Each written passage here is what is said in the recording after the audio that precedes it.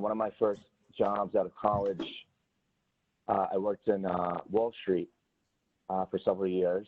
And I think around the time I was 25, I started getting fascinated with entrepreneurship and got my first job at a tech startup.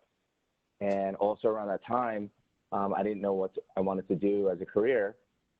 So I went back to get my MBA at Rutgers University, and I graduated class of 2014 in finance. So a lot of great professors during that time frame. I can name off a couple. There was Professor Sapranzati. I don't know if any of you had taken classes with him. I don't think he teaches that much anymore. There was Professor Ray Rossi, who used to host the business plan competition. Mukesh, is he still around, Professor Ray Rossi? So there's a number of faculty. Ben Sapranzati is still there. He was in the finance department, and then at RBS. And we've got Doug Brownstone, who runs the business plan competition currently. And we've had some new faculty come on as well, amazing faculty from around the world. So going strong. Okay. And also, this is my first CEO Forum with Rutgers. So, I appreciate everybody that's attending right now. I see a lot more people that are logging in. Mukesh, maybe you just kind of want to touch on what the forum is to everybody that's attending, because maybe there's going to be more of them as well. Yes. Okay. So it's 12:02. We're recording this session. Hello, everyone. Welcome to the CEO Forum. CEO is Chief Entrepreneurial Officer. It's a RSVP initiative in Rutgers Business School and Rutgers University. RSVP is Road to Silicon Valley program. These are all new initiatives that we're launching to galvanize and empower the entrepreneurial and innovative leaders and thinkers at Rutgers University and in the community. And so we just launched during this pandemic, essentially, and we think it's a great opportunity to create a series of CEO Forum webinars and ways for fellow entrepreneurs and innovators and C-suite executives to connect and leverage each other's networking. So with that, we decided to kickstart the CEO Forum with a Kickstart Your Entrepreneurial Journey. And we welcome Desi Saran, and he'll be presenting his entrepreneurial journey. Feel free to post your questions in the chat box, and we will try to answer as many as we can during the session. And then there'll be 15 minutes of Q&A at the end, where we will allow you to unmute yourself. Until then, we've asked everyone to make sure that they're muted, and we'll try to maintain that as well. So we're looking forward to this, and it's really an incredible journey. And Desi, we welcome you. And I've hit the record button, so we're all set to go. And I wanted to say hello also to Maria and Elvira. Do you want to say a few words? Yes, hi, thank you. Hello, everyone. My name is Maria Henkel. I just graduated class of 2020 in this pandemic, but the CEO Forum was actually an idea that began last summer after several people on the part-time Facebook MBA webpage talked about if there was a club for MBA students interested in entrepreneurship. And what I realized was there was no such club, and I felt like as an entrepreneur myself, I do design consulting and marketing. I wanted to start a club where we could find other entrepreneurs, but also inspire people to become entrepreneurial in their efforts, whether it's within their own company or starting a new business and pivoting, as Desi will later speak to. And it's been a really exciting journey. And even though the pandemic has made things different for us and we're launching with this web event, I think you'll be really excited to hear what we have to talk about today. Yeah, would you like to say a few words? Hi, everyone. My name is Elvira Tolan, and I'm a part-time MBA student, and I'm concentrating in technology commercialization and entrepreneurship.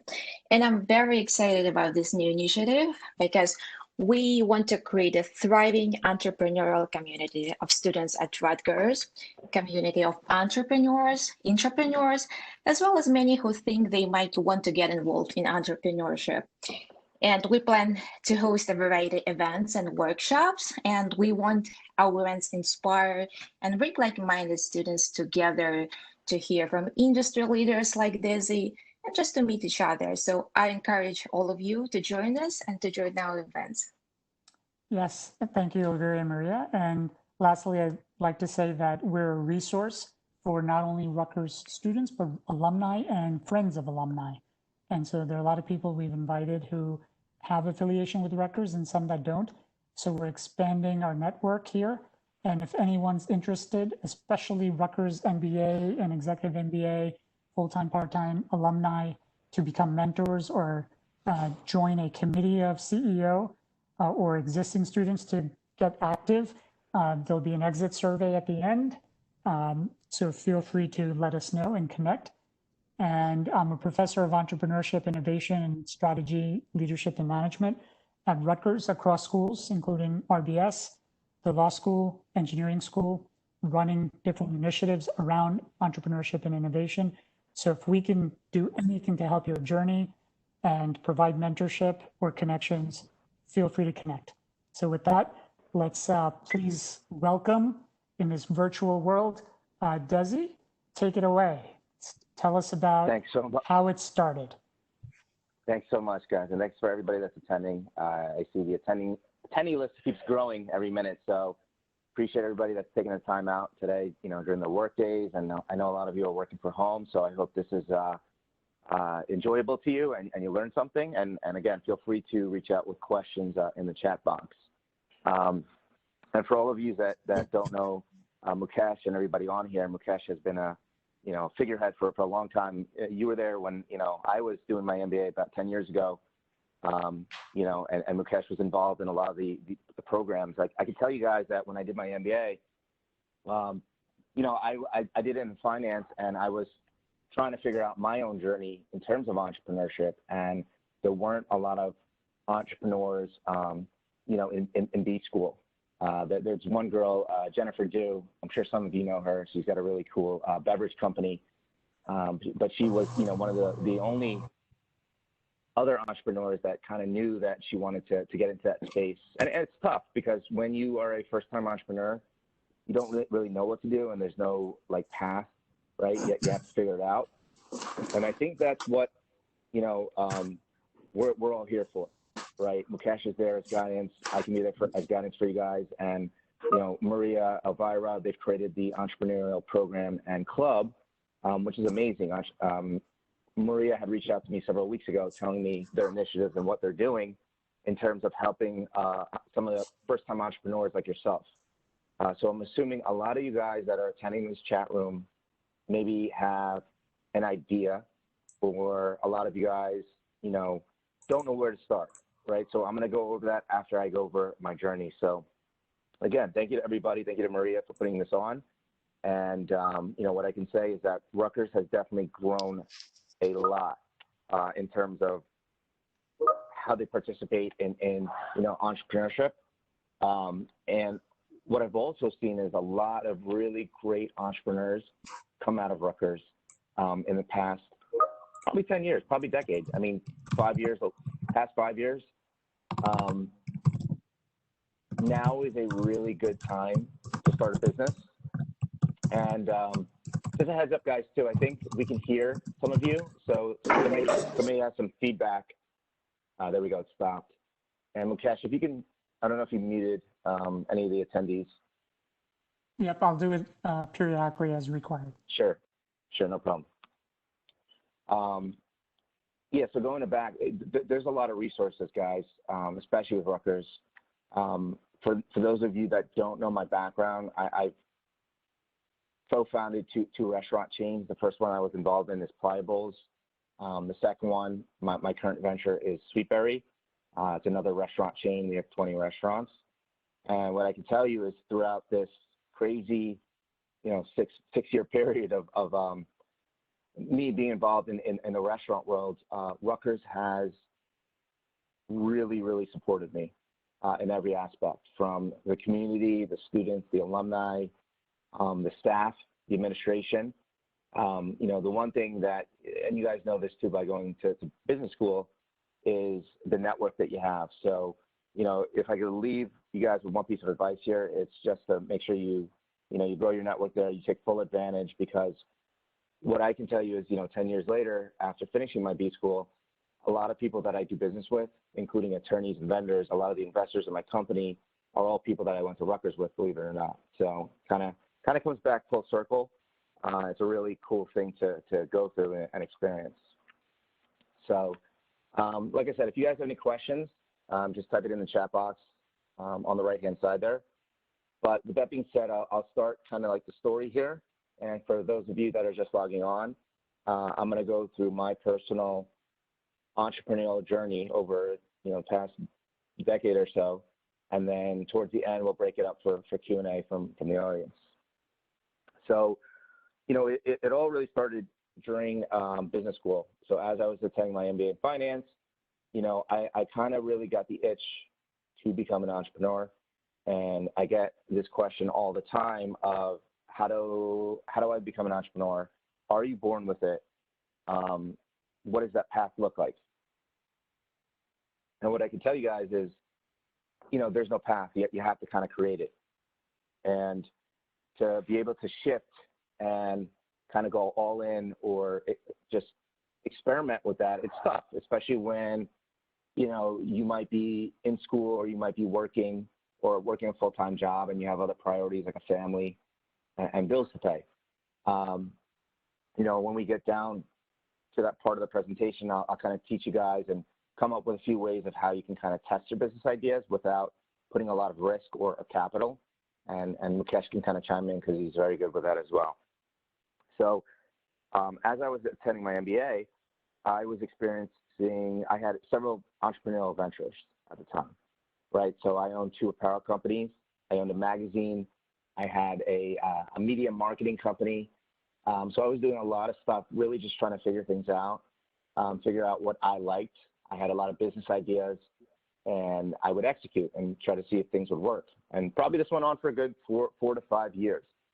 So as I was doing that during my mid-20s for work and actually make ends meet, I bartended in Hoboken, New Jersey. I did real estate part-time as well in Hoboken as I was attending my MBA at Rutgers. And, what I can tell all you guys is, these are things that you kind of have to figure out as you're becoming an entrepreneur, because if you don't know how to do it, chances are when you start your business idea, you may fail, or, you might lose a little bit of money, which is okay. But that's part of the experience, and that's part of, where that direction heads. So throughout MBA school, as I was saying before, there weren't really a lot of entrepreneurs that were around, and now that's changed, and now you guys have these clubs and everything, and people like Maria and Mukesh to go to. So I remember graduating around 2014, and I had just started interviewing for corporate finance positions, and I knew that, like, in my heart, I didn't want to go back into the corporate world. I wanted to start something. And just maybe not by chance, by coincidence, a good friend of mine, the founder of Pliables and his girlfriend, usually during the summer times, I would stay down his place in Belmar, New Jersey, throughout the summer. He had called me up, and, me being the entrepreneur, he said, look, we're selling smoothies and acai bowls on the beach. They did a really good job the last summer, and they wanted to bring me on to kind of help and grow the business a little bit. So all of that kind of changed my life, because I said, yeah, why not? I mean, I have nothing going on. I just left school. I just graduated. I don't have a job yet. So why not stay down, at a place during the summer? We live right on the beach.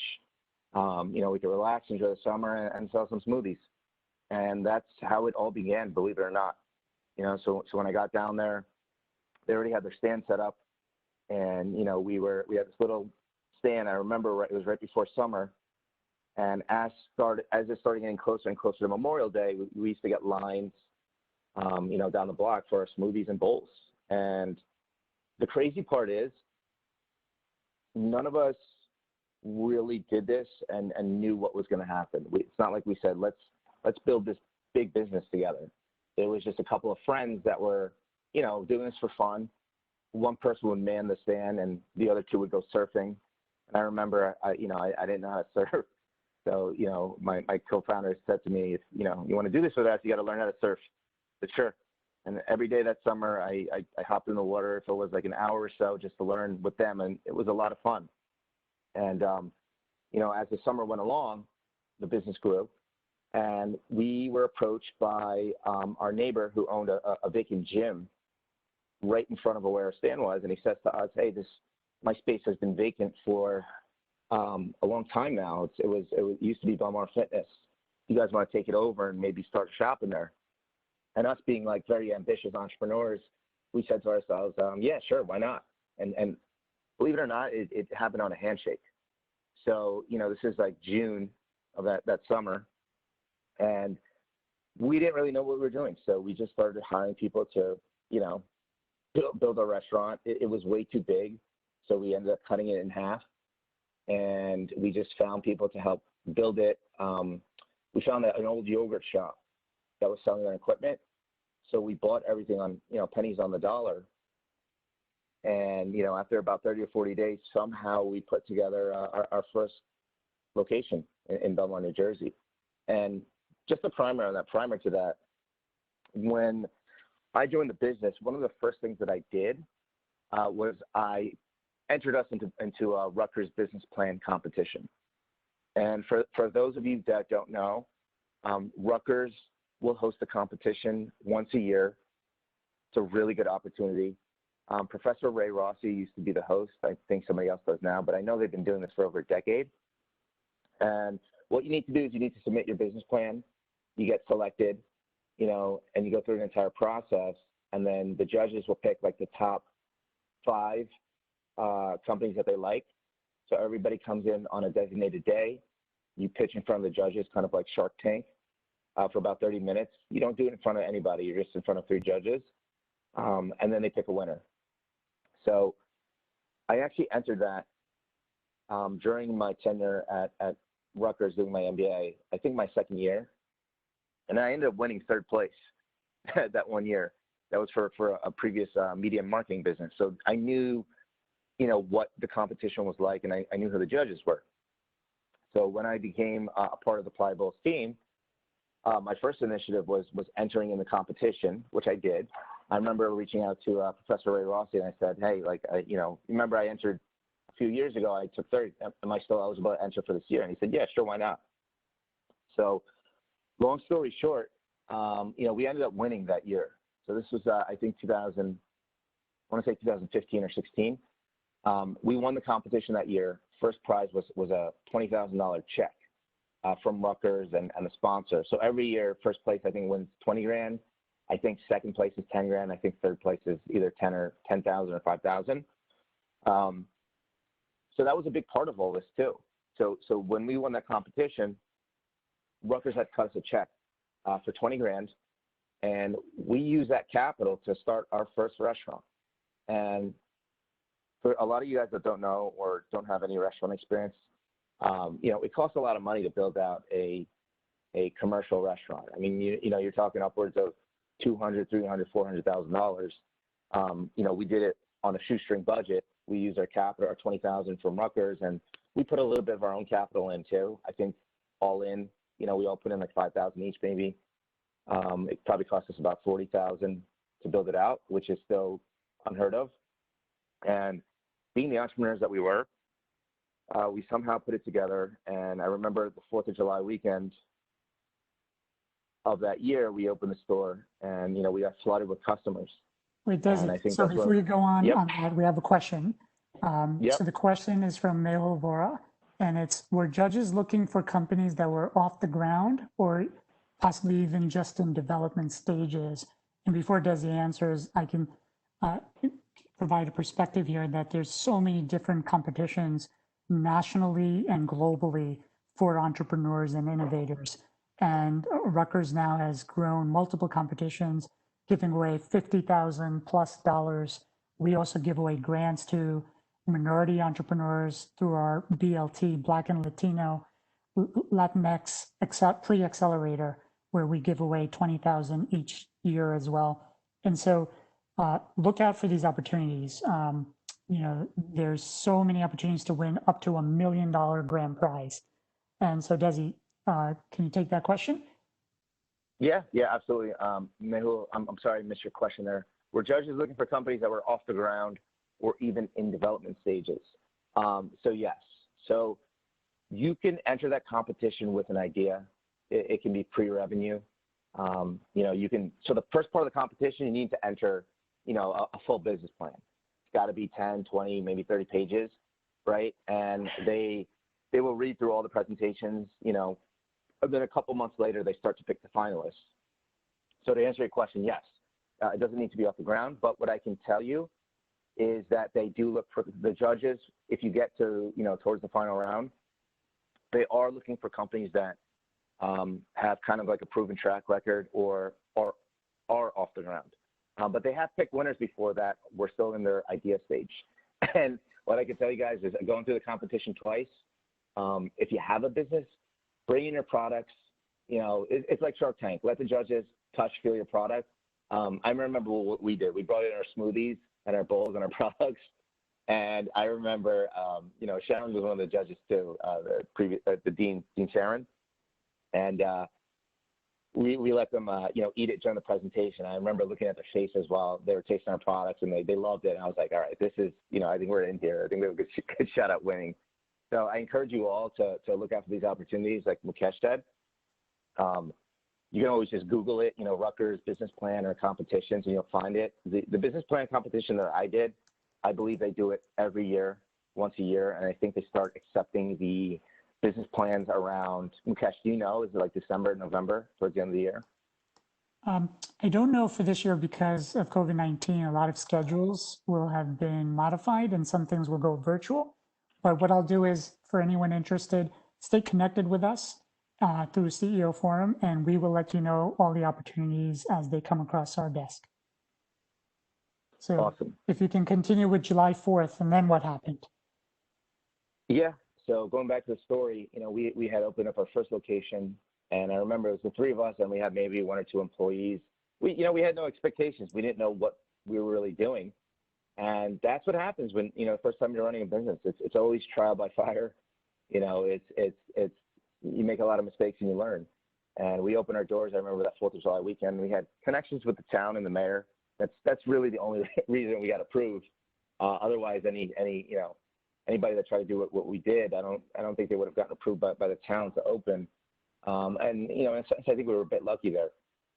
So when we opened, we had a flood of customers come in, and we just said to ourselves, wow. What do we do now? And it was a good problem to have. So throughout that summer, we started hiring more people. You know, we got a buzz in town. And I always tell a lot of people too, it was timing, guys. Timing is also everything. A lot of people come up with really great ideas. And sometimes it's not the correct time for that idea.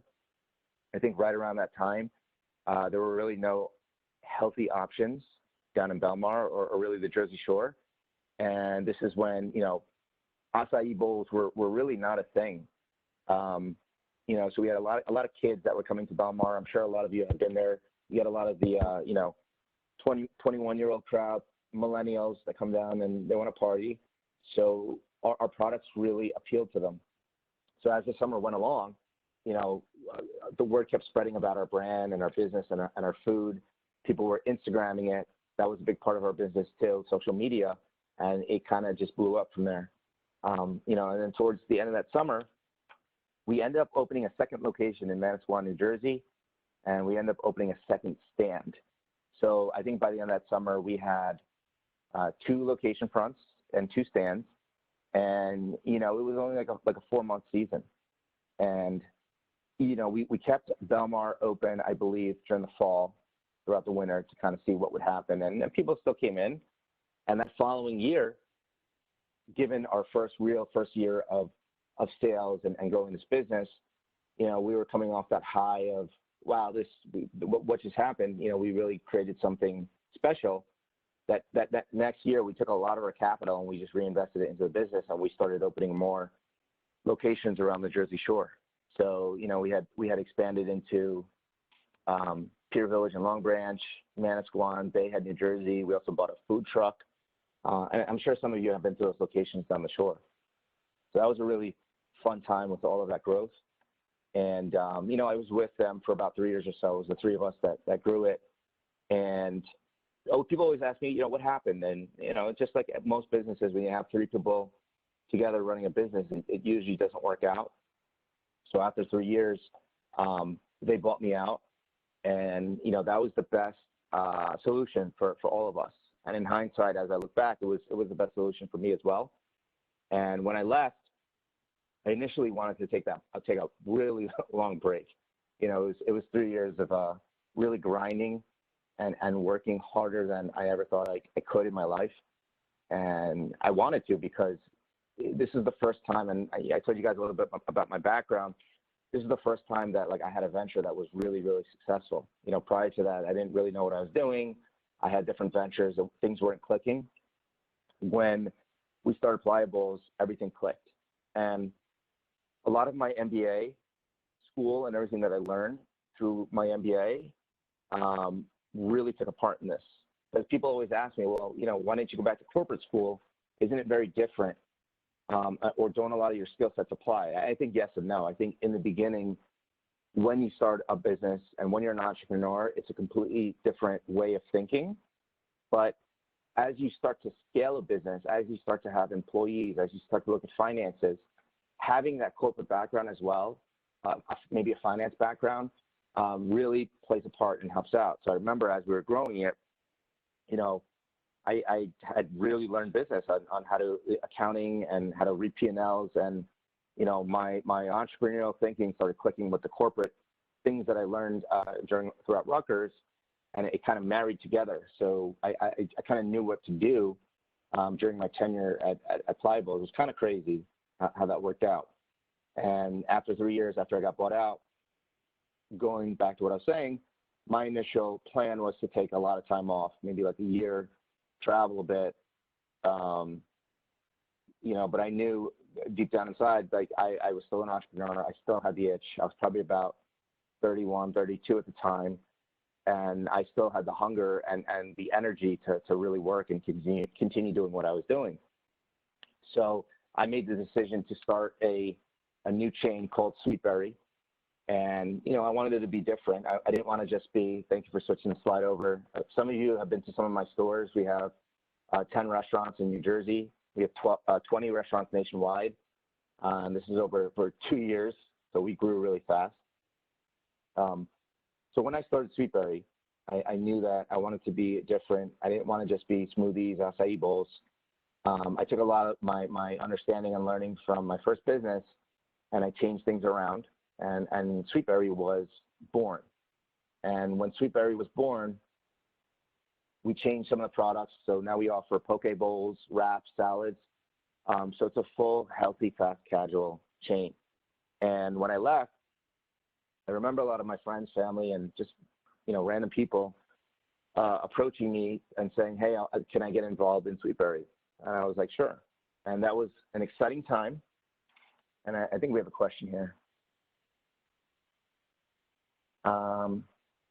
Muhel, just to answer your question, Muhel also asked, you mentioned social media as contributing to organic growth. How much of any capital was initially spent on brand awareness or marketing in the very early phases? In your opinion, how important is social media marketing and advertising in the early initial phases of growth in the context of food products? I think it's very important, guys. I think social media in any business is very important, especially now. We're in a really completely different new world with COVID-19. We're in a virtual world. And I'll go into that later. You have an opportunity now where a lot of people are spending a lot of time on the computer and on the phone. You know, I've seen some statistics that say people are spending upwards of 6 to 8 hours a day on their phone. So they're on Facebook, they're on Instagram, they're on TikTok, right? So you have an idea. You can utilize those platforms just to test your idea. And I'll go more into that a little bit later on. But to answer your question, social media was very important. Early on, we actually didn't spend any capital on advertising. It was all free through Instagram. That's how we grew. And, you know, you guys can replicate that. If you guys have business ideas, you can promote them on your Instagram channels or Facebook for free, just to see if people are interested. And in the context of food, it's very important because that's how some people discover us organically is through social media. They see our delicious food products. They might stumble across us on a blog or even like Google or Yelp. So having good pictures or being able to display your brand or your product is very important. So going back to the story on Sweetberry, and I hope that answered your question, Mahul. So going back to the story, when we started, I had a lot of friends and people and family approaching me saying they wanted to get involved in the business. And it was kind of crazy because coming off of, my previous company, people were just calling me, in Florida, in other states saying they wanted to open a Sweetberry location, and we didn't even have one location open. This was, an idea stage. So that's how important, like if you come off a successful company, a track record and reputation is, right? So even with just an idea, people were starting to hear about it through the grapevine and reaching out to me. And I remember that first year was really crazy because, I had all these people that wanted to invest in all these locations. And, by the time I knew it, all of a sudden we had, a dozen plus leases signed, mostly in New Jersey. And we were at the point where like, okay, now we have to open like a dozen stores our first year. This is pretty nuts. And just to put that in perspective, with Pliables, we had opened 2 stores in our first year. With Sweetberry, we opened 12 in our first year. So it was like really crazy rapid growth from the start. In hindsight, what I learned from that was, we probably shouldn't have grown that fast. I don't think any restaurant chain should. I think it was a little bit different in that I kind of knew the model. I knew how to do it. I already knew how to scale it. What I learned from my previous experience was that I learned how to scale businesses pretty quickly. So after about 2 years, we ended up opening locations in 7 states. We're now in primarily New Jersey, but we're also in Florida, Illinois, South Carolina, North Carolina, and Pennsylvania. And throughout that, it was a learning experience. We changed and pivoted the model a little bit. Like I said, we're now a full, healthy, fast casual restaurant. Because of COVID-19 and everything that's going on has created challenges and also opportunities here. Right now is a really difficult time, especially for restaurants. But I think that throughout the process, we had set up a lot of our infrastructure for online ordering, for app ordering, for delivery, for takeout, which is what this world is pivoting to right now. And what I think happened, especially in restaurant, is this sped up a lot of the things that were going to take place in the next, 1 to 2 years. So now we're fully relying on online ordering, on takeout instead of in-store. And it's the same thing with online courses and online classes right now, especially with Rutgers. I think we're going to see a lot of that in the future. So going back to what I was saying, I'm kind of going to go down the path right now of like how to start your own business. And I know a lot of you guys are going to have questions on that. And yep, kickstarting your idea here. So for a lot of you guys that are asking, do I need to be an entrepreneur? Do I need to have experience? No. I can tell you that I was a guy that I wasn't born an entrepreneur. I learned through trial by fire, right? By starting my own businesses. And I think I'm an extreme case where I went all in. I think there are ways that, if you're going full-time as a student or if you have a corporate job, you can kind of test the waters and test an idea to see if it'll work, to see if you can gain customers, without quitting your job or going all in. And I think that's definitely a smart way to do it without putting out a lot of risk. What else I can also tell you is that I learned how to be an entrepreneur, and I think anybody can. Just a moment. So you start talking about risk, and there's different ways to do risk mitigation. One is, of course, like you said, you can hold on to a day job or a part-time job and test different ideas in this world of like agile and quick ways to test and learn, get this iterative feedback from customers, see what works, what doesn't, and you can do that. How did you, when you signed up so many locations, were you required to sign personal guarantees or PGs? Because that's another level of exposure of risk and potential liabilities. So how did you deal with PGs, especially in a retail type of environment? And then number two, where did both names come from? Just, what inspired the names? If you can just briefly talk about those two things and then continue. Those are both really good questions. So for those of you that don't know, when you sign a commercial real estate lease, you need to have some type of guarantee. So typically, if you don't have a business off the ground, they're going to ask you to sign a personal guarantee, which I had to sign on my leases, meaning that, if we ever shut down the business, typically you sign a 5-year lease. If I ever decide to shut down, I'm still on the hook to pay that lease for the duration, which is typically 5 years. It's very similar to, signing a mortgage, right? You sign a mortgage, you're on the hook for 30 years or so, unless you sell the house, right? So that's a really risky way to start a business. And I always tell people that are getting into the restaurant world not to do that, especially if it's your first time. There's ways that you can find good deals on the market that are month to month, right? So think about how, if you're first time, how much risk is involved if you don't know what you're doing, or if you don't know if your concept's going to work. Don't lock yourself into any type of commitment.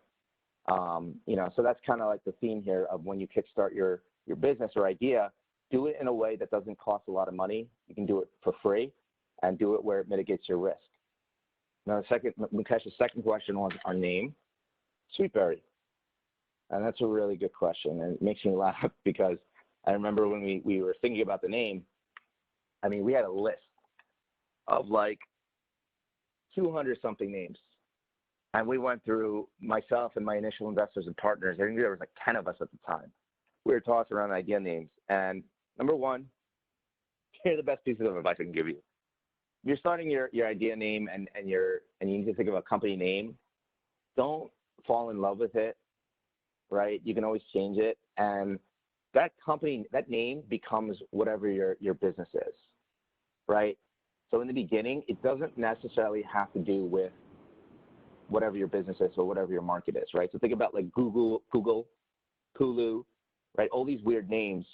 I'm sure whoever started the company, when they started Hulu, they were like, this sounds like a video company or a competitor to Netflix. So initially we had a ton of names, and I knew early on where this was going. We had committed at this point for this to be a large company. So I had to hire trademark attorneys, and as we were looking through trademarks, I had to change the name 2 times. So Sweetberry was the third and final name. The first 2 times we had trademark issues. And for those of you who don't understand trademark, it's protections on the name or the company name or the word mark. So the word Sweetberry we were able to attain that. That took about a year, okay? So as you're thinking about business names, you can do a quick trademark search online. You go to the government website, I think it's uspto.gov, and see if anybody has the name. But you don't need to commit to it, especially if this is an idea. You can always change the business name. And, I remember getting some pushback in the beginning about Sweetberry. People were saying that, it doesn't really sound like an acai or a healthy food restaurant. It sounds more like maybe ice cream or yogurt. And what I can tell you over the past 3 years is nobody has ever said that to us after. Our name becomes synonymous with who we are, our brand, and our company. So when people think about Sweetberry now, they know what we are. Mukesh, does that kind of... If we mention what the first 2 names were that you tried? The first one, I forget. The second one was Pura Vida Bowls. And for those of you that don't know what Pura Vida is, it's a saying from like Costa Rica, one of my favorite places. It just means like pure life. And the problem was it was very generic, right? So if you do a trademark search on Pura Vida, it's just so generic that there are thousands of company names there. So we changed all our branding. I remember we spent money on design, logos, all that stuff. And I remember, this was the second name, by the way. My trademark attorney comes back to me after months and he's like, we have to change the name again. I said, you gotta be kidding me, man. But again, in the beginning, you guys don't really have to think about that much. If you're thinking about starting a new business idea, just think about getting the concept kind of off the ground first and how you can test it, right? So let's talk about some of these methods of doing that, right? And I like practicing lean methodology or lean startup. Mukesh mentioned agile. What that just really means is like how do you test an idea or a business model without actually even starting the business, without spending money in the less riskiest way possible? And one of the best examples is social media. So for any of you guys that like have a business idea or a restaurant idea, or you want to cook from home, or even if it's like a product, right? You think you want to invent something, you can literally, get a mock-up of a design or some food, set up an Instagram account for free, and just start posting pictures. Post pictures in your area, put coming soon, right? Just to test your idea and see how customers react to it. See if there's a demand for your product. Now, there's two things that I always tell people too. If you have an idea that's like a traditional business model, say like a restaurant and food, right? Chances are that there's a market for that, right? If you sell food, we know people are going to buy it. People need to eat every single day.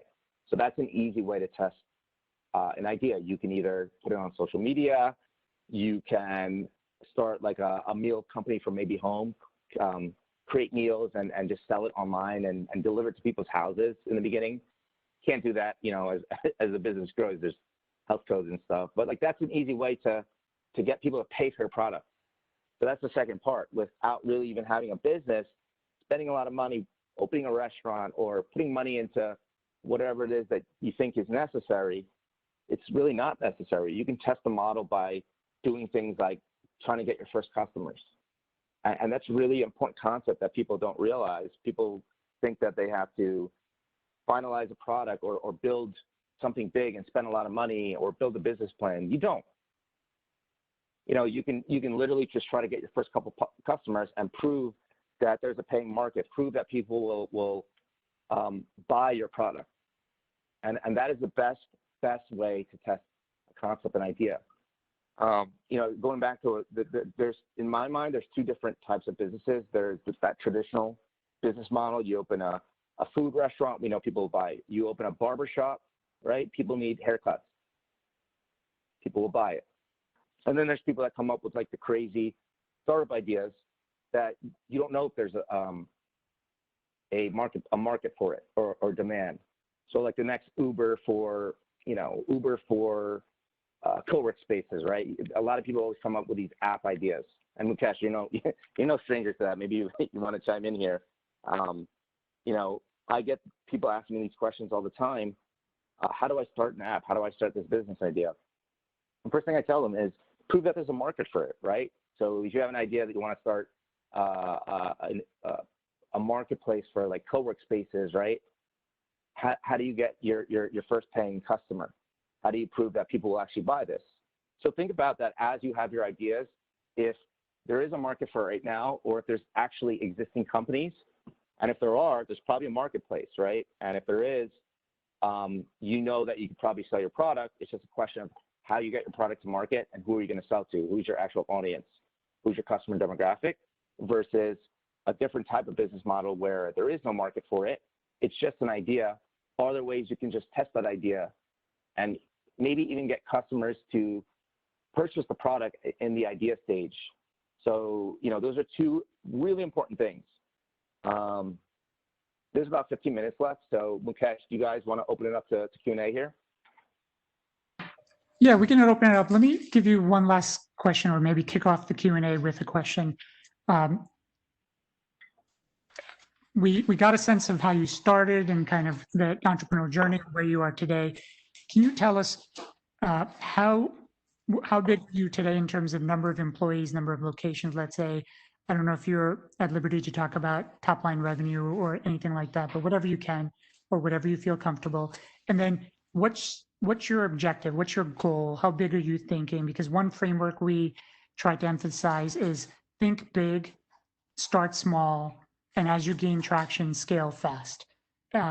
If that model fits you and your personality, let's say. Not everyone has the same objectives, but assuming you do, if you can just mention that. And in terms of strategy, are you doing the corporate chain strategy or franchise strategy or a hybrid of both?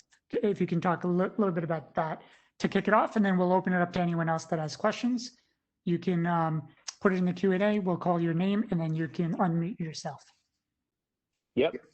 And those are really good questions. So I'm the kind of person that I think really big. I always tell people I swing for the fences. You know, when we started Pliables, I was the big idea, the big vision guy. You know, we started as a little smoothie shop, and one of my first initiatives was to franchise the company.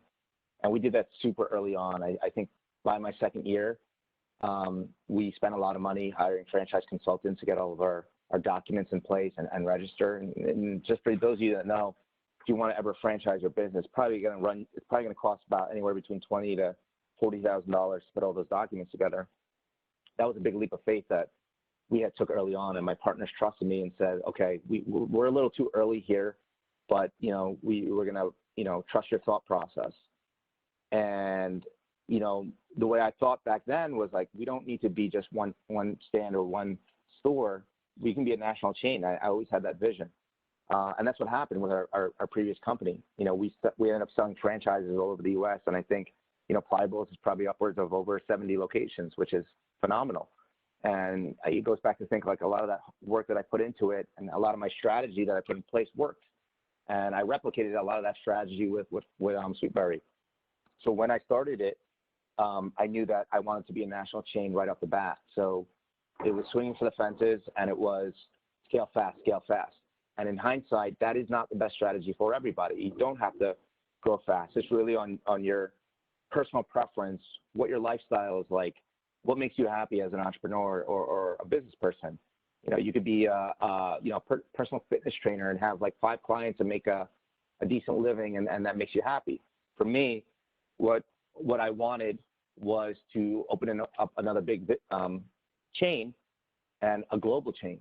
You know, like coming off my previous experience, I think big and even bigger. And what I said to myself was, my vision for Sweetberry is to be not just a national chain. I want it to be a global chain. You know, in the next decade, I want locations in Europe and Asia. It's funny because I actually had a deal going on in Kuwait in March. I had a group that was going to potentially open 10 franchise units in the Middle East, which really, really cool thing to even just think about. And unfortunately, COVID-19 happened. So everything was kind of put towards the wayside, and Kuwait's on lockdown right now, I believe still. So don't ever be afraid of having that vision, because, you know, if you were to ask me this stuff like 6 years ago, prior to any of this, while I was in my MBA school, I would tell you, you're crazy. I wouldn't think any of this was possible, but it happened. And, you know, just like a lot of you guys, I was an MBA student. I don't think I'm different from any of you. You know, I worked in the corporate world. I learned how to become an entrepreneur. There's nothing special about me. You know, I just committed to do that, and I committed to learning these skill sets, and that's the path that I chose.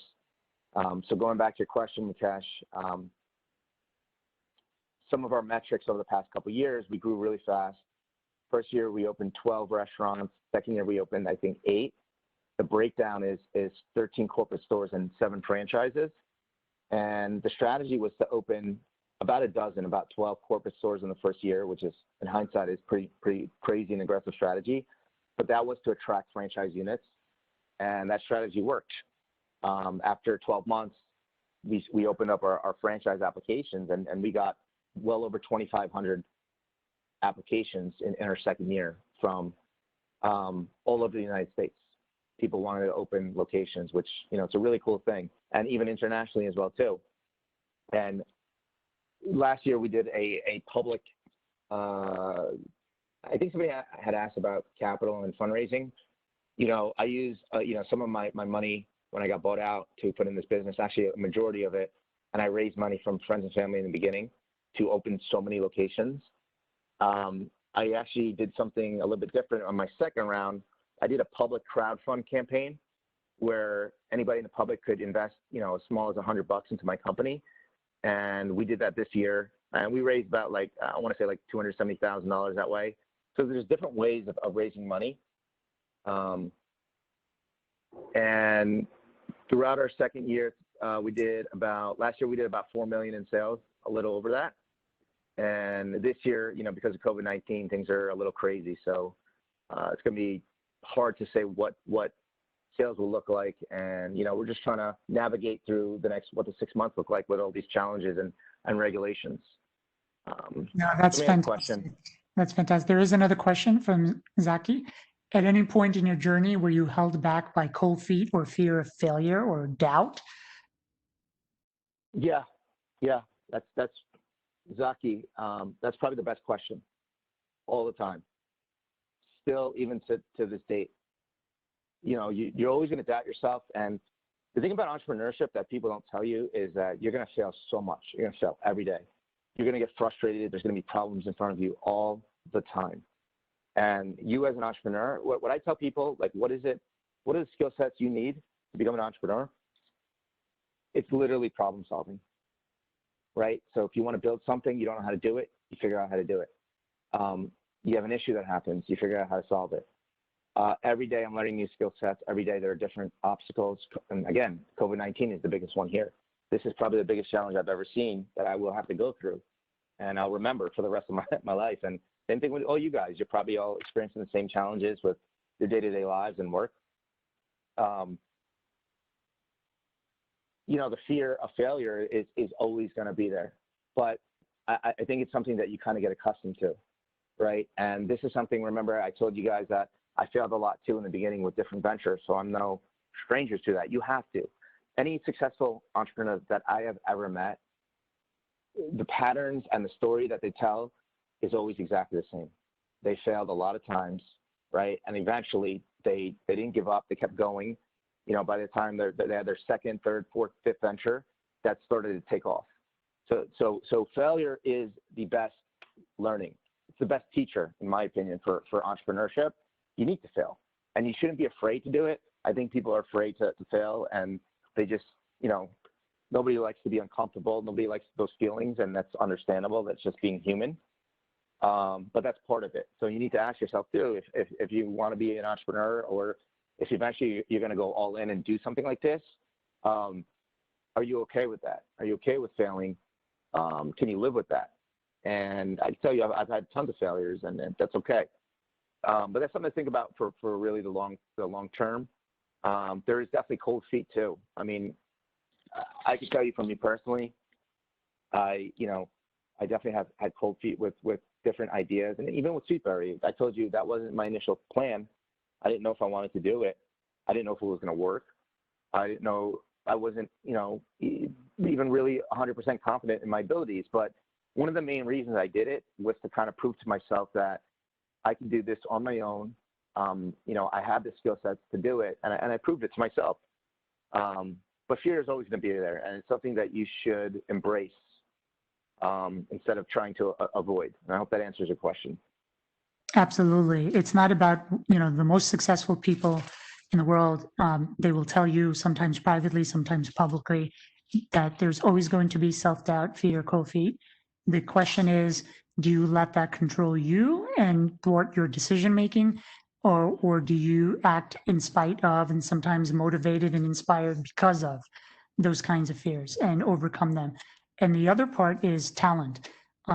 You have to be really good at networking, assessing talent, and finding really smart people, capable, potential people, put them in the right roles at the right time, empower and inspire them as an entrepreneur leader. And then you can leverage scale because of talent. Human capital is such an important part. We can probably do a whole episode or a series of episodes just on the human capital piece, just like the financial capital piece, et cetera. So no, that was great. Thank you. Yeah, and just to touch on the human capital part, when you do start a business too, chances are you might go at it alone. Or I see a lot of times where people have a co-founder, maybe 2 or 3 people. And I think that if you're really serious and you want to start a business, be very careful about who your co-founder is and who your partner is, and understand that it's a long-term commitment, it's like a relationship or a marriage, right? You need to ask yourself, can you do business with this person or these people for a long time? What does that look like? And I think there's a lot of things that people don't think about in the beginning because they think maybe their business won't take off or whatever the case is. But that's something that I've learned throughout my journey here. And the way I structured my company Sweetberry now is I have, about 8 or 9 corporate partners that they invested in the business early on. They helped me run the business. And, I have another probably like 10 investors that are more silent.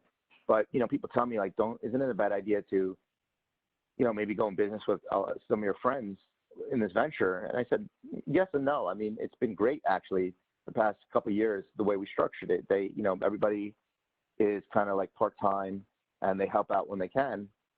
And they know that I'm the one running the business. So that structure works. So that's just something to think about early on. And you're welcome, Zaki. I hope that answered your question. That's something to think about early on. If you are going to start, who you do this with, who your co-founder is. And a lot of times you'd be surprised. People think that they can't do it on their own. A lot of times you can. And there's a lot of great ways to meet other co-founders and people that are in the entrepreneurial space. Early on, I was going to a lot of meetups and events that, through Rutgers and Mukesh, I was going to, some of the spaces at your old, a co-work space. So you can always find Juice Tank events and meetups we used to host. Yes. Yep, they were awesome. You can always find meetups on like meetup.com or on the Rutgers website where it's just fully, startup pitches or entrepreneurial groups.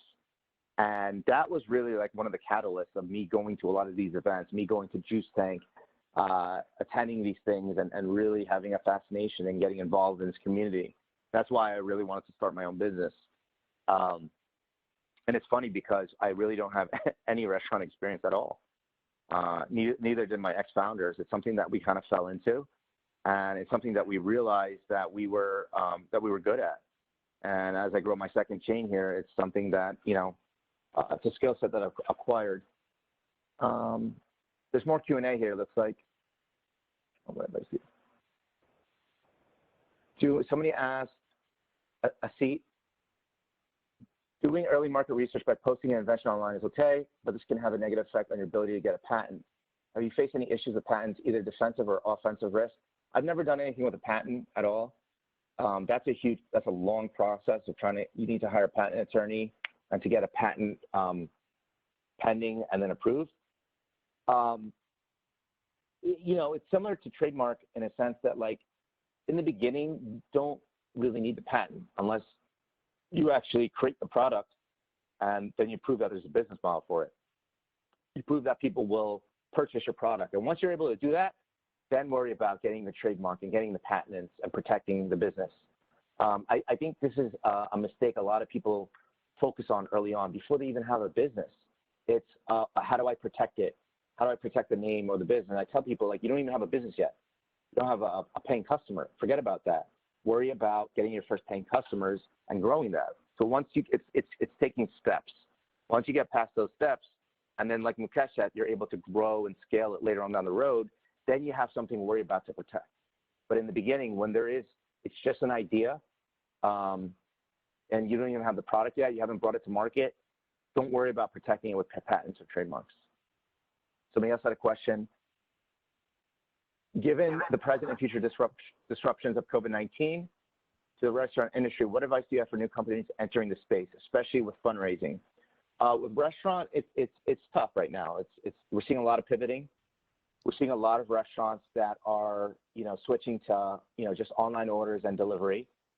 Unfortunately, for a full service restaurant, meaning waiters, bar, hosts, cooks, it's the most challenging because you can't have people eat inside anymore. So there's opportunities to answer your question, Mahul. There's definitely opportunities in food right now. Not necessarily in opening restaurants, but the different opportunities that are given now. How do we get the food to our customers right now is a big thing, right? What kind of technology is involved? Do you have any final questions in here? Put your questions in. Mukesh, Maria, I'll stay on as long as everybody wants. I have no issue. I'm going over here. Yeah, I think just to respect people's time, we can extend by a couple of minutes for anyone that has any final questions, but maybe you can put it in the context of your kind of closing summary, leaving us with inspirational advice as you maybe address the last couple of questions. Yep, and to answer the last part of Mahul's question about fundraising, there's different methods. Early on, I raise money from friends and family. That's usually not the easiest, but your immediate network, right, is where you can get capital from. it's very hard to do if you don't have a track record, or if you just have an idea and you're not creating revenue yet. It's very difficult to do.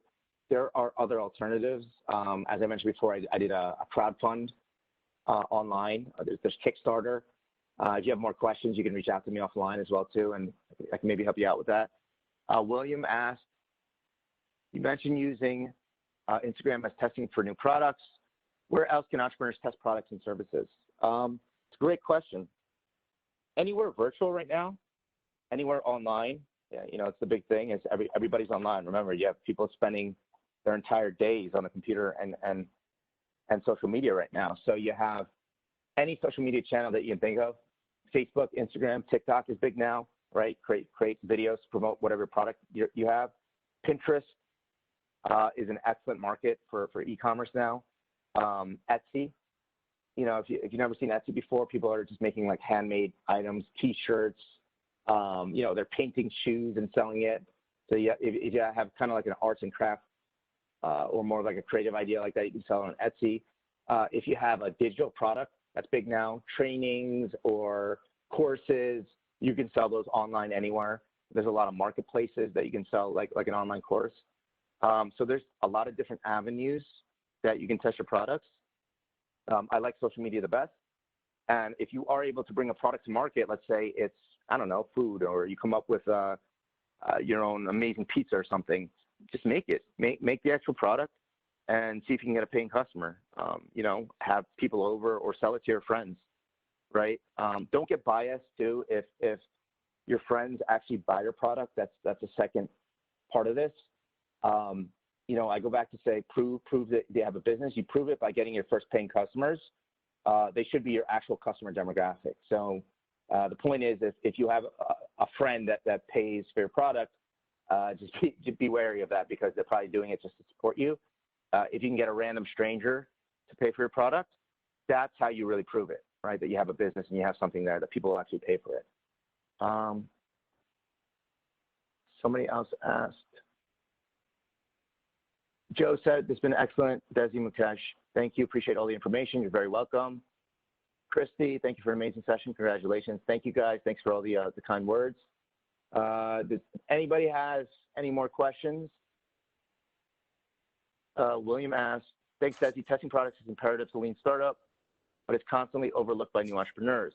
Social media is only becoming more important for growing companies." 1,000%, William, 1,000%. Use social media to your advantage. Everybody's on it right now. It's free. Like I said, you have a business idea, create an Instagram business account.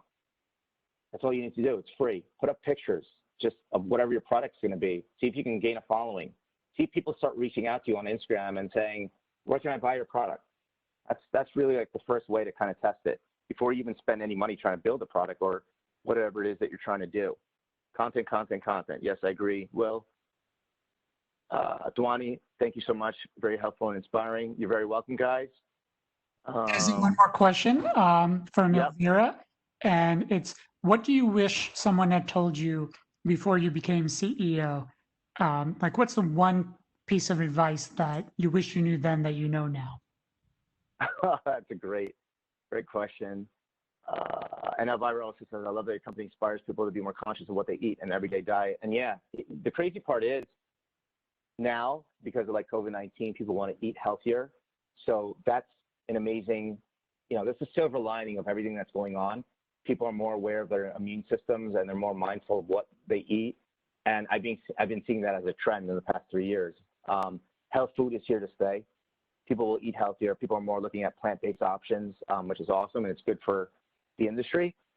What are things that someone told me before you became a CEO?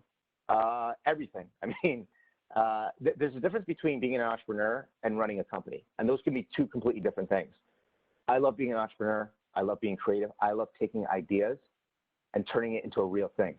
Once you guys acquire some of those skill sets of having an idea in your head and bringing it to market, it is one of the coolest and most rewarding experiences that I can tell you. I mean, you have an idea, and all of a sudden, a couple months later, it came to life. And that was my vision with Sweetberry too.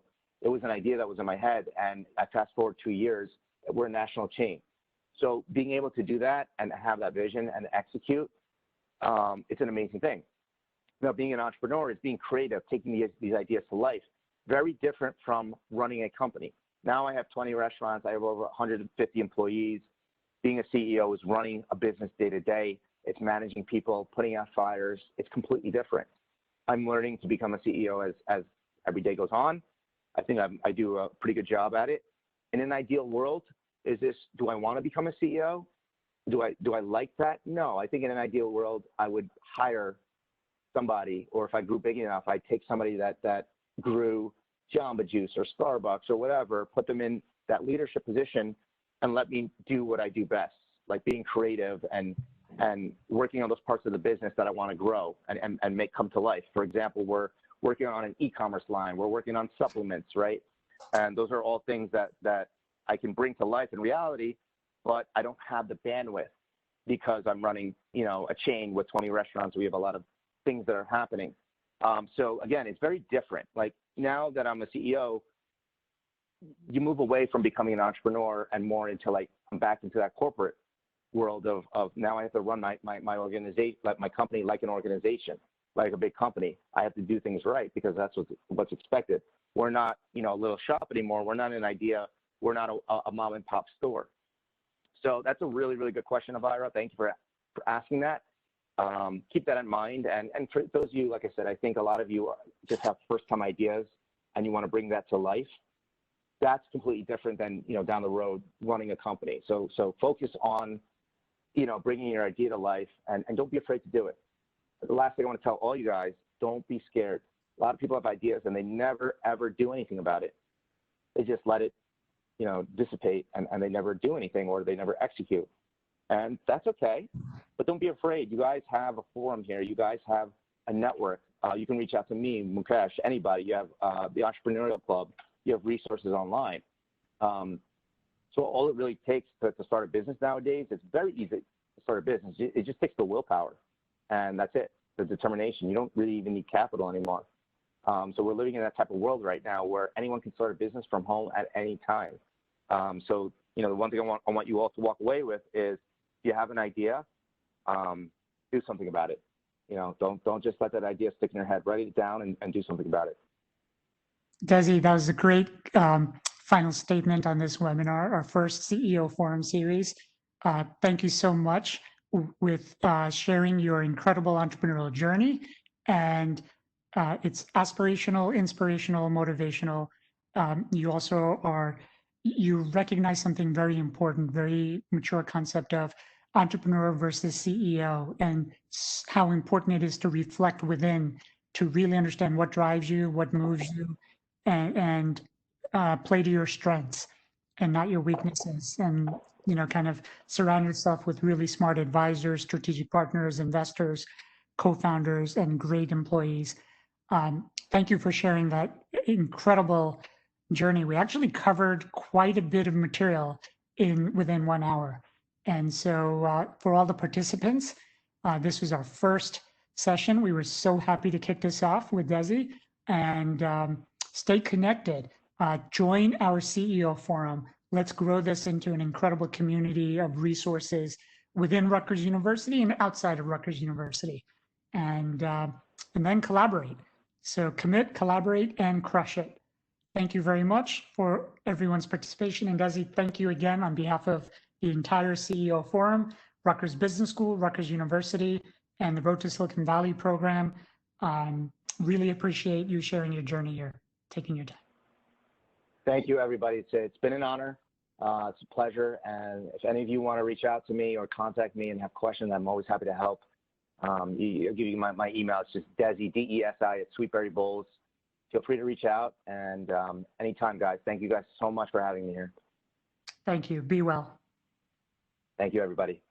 Bye-bye. And we can't wait to see your company go IPO one day.